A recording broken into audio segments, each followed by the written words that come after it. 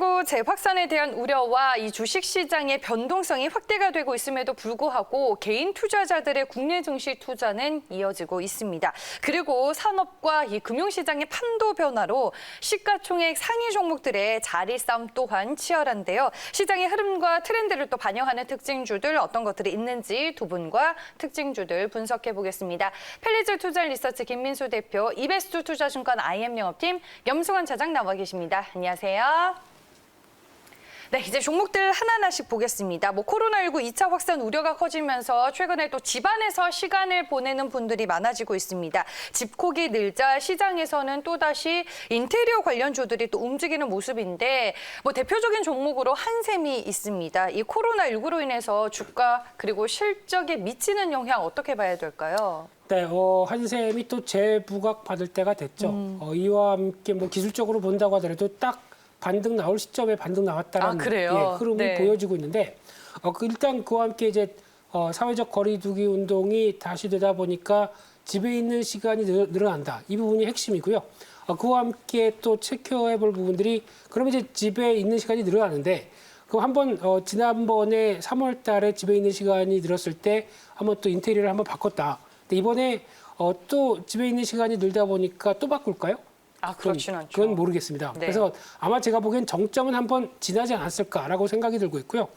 또 하나 중요한 게 또 이제 재건축 규제가 계속 풀리지 않다 보니까 리모델링 쪽으로 가지 않을까라는 또 기대감도 상당히 높은데 그럼에도 불구하고 아직 이 부분이 추세가 될지는 좀 더 지켜봐야 될 것 같고요. 그러다 보니까 일단 지금 2분기 때 나왔던 실적 흐름들과 관련돼서도 기대감이 높은 건 사실이라고 봐야 될 것 같고요.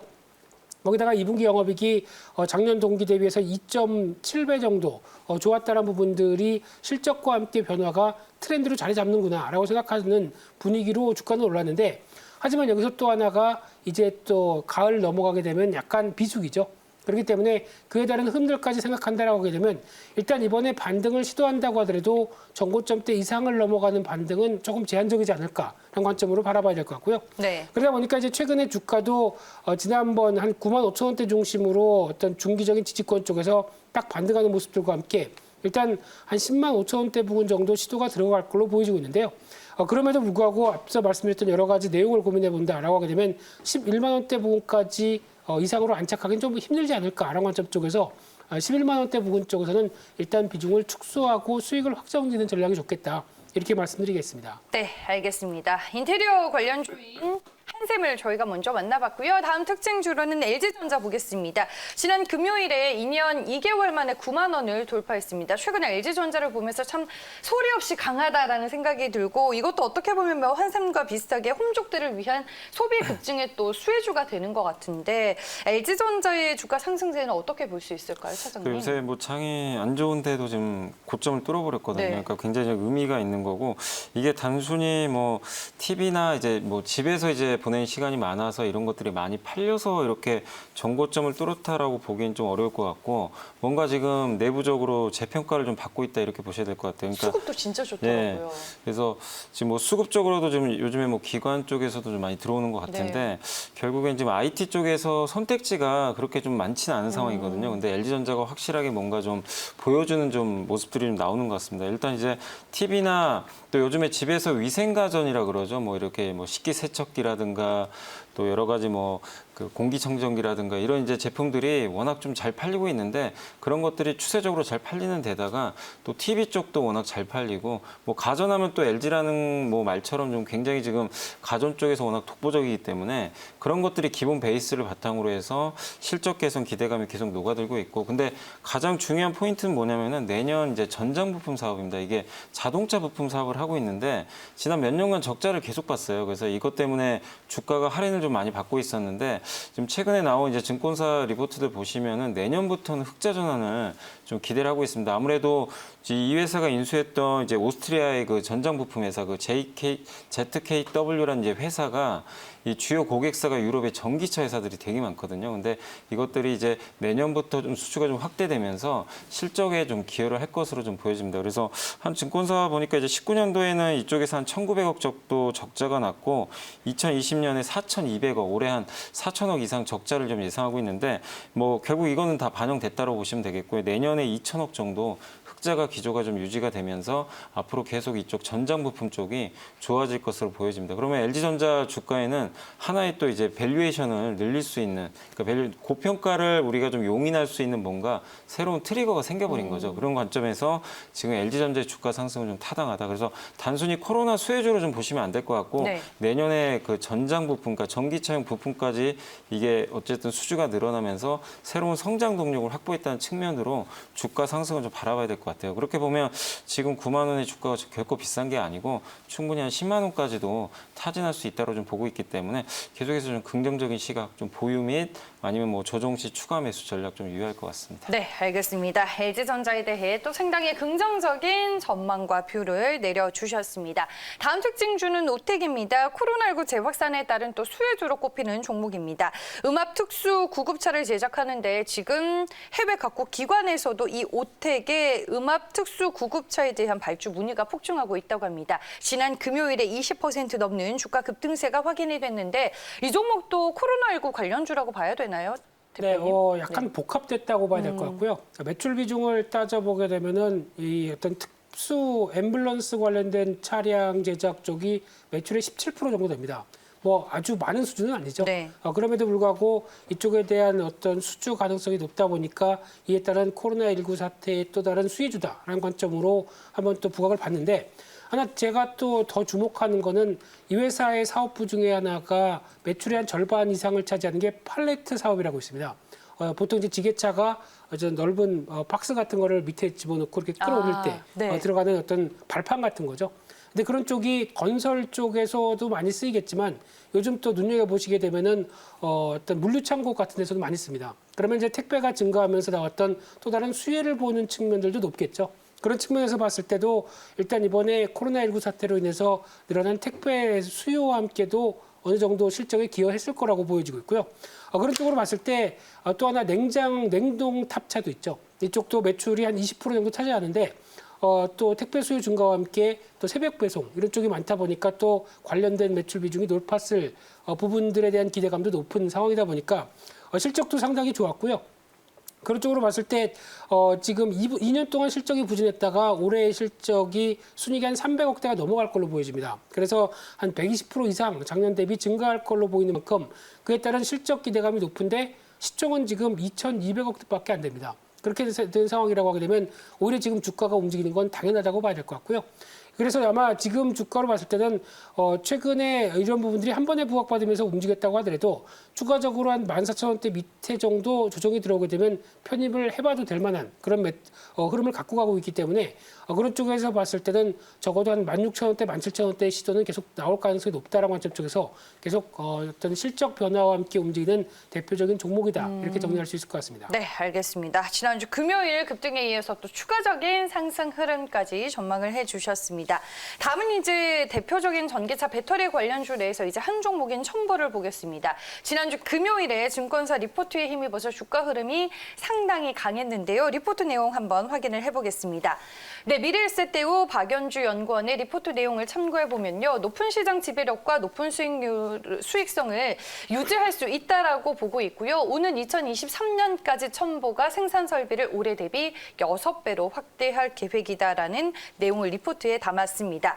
미래에셋대우가 이와 더불어서 이제 목표 주가를 10만 원에서 16만 원으로 상향 조정을 했는데 전기차 배터리의 핵심 수혜주를 어떻게 볼 수 있을까요, 차장님? 첨보가 이제 네. 뒤늦게 좀 부상하고 있는 것 같아요. 그러니까 양극재 회사들이 많이 갔다가 요즘에 이제 이렇게 뭐 첨가제라든가 다른 소재 기업들이 좀 주가 좀 많이 가고 있는데, 첨보 같은 경우 물론 이제 금요일 날 급등한 배경 방금 말씀하신 이제 그 한 증권사 보고서 네. 때문이라 좀 보시면 좋을 것 같지만, 결론적으로는 중장기적으로 여전히 좀 좋다 이렇게 좀 말씀을 드리고 싶고, 이게 이제 전액에 쓰이는 그 전해질입니다. 이 전액 첨가제인데 이게 이제 왜 중요하냐면은 지금 이제 그 하이니켈이라 그래가지고 양극재 비중, 그러니까 양극재에서 니켈 비중을 높이는 쪽으로 많이 가거든요. 그러니까 니켈을 높이면 에너지 밀도가 올라가가지고 굉장히 이제 그 주행거리가 늘어나요. 주행거리가 늘어나는데 문제는 니켈을 너무 많이 이게 넣게 되면은 안정성에 문제가 굉장히 심각하게 발생합니다. 수명도 단축되고.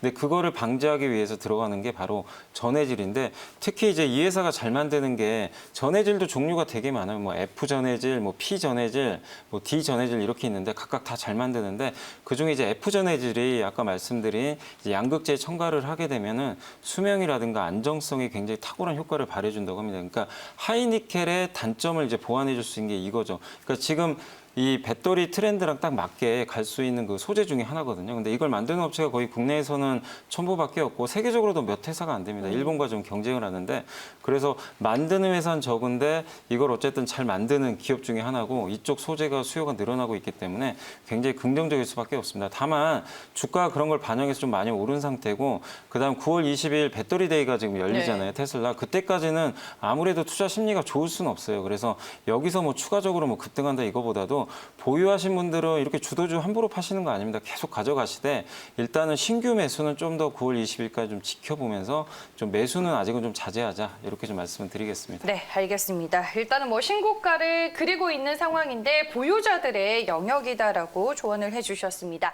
다음 특징주로 SK하이닉스 보겠습니다. 지난주 금요일 주가 반등과 함께 시총 2위 자리를 다시 되찾기는 했지만 최근에 부진한 3분기 업황 전망 속에서 주가가 많이 하락을 했습니다. 지난 금요일에는 3% 넘게 반등을 하며 74,500원에 마감이 됐는데요. 왜 이렇게 주가가 못 가는 건가요? SK하이닉스는? 그냥 메모리 반도체 가격과 거의 일치한다고 봐야 되겠죠. 네. 그런 쪽으로 봤을 때 지난 3월 달에 시장에 급락이 나왔을 때 저가가 65,800원. 그리고 어제 그저께였었죠. 최근에 주가가 71,300원. 어떻게 보면 그렇게 크게 차이 나지 않는 수준까지 주가가 밀렸다라고 하게 되면 상대적으로 반발매가 들어올 만한 그런 시점이었다고 봐야 될 것 같고요.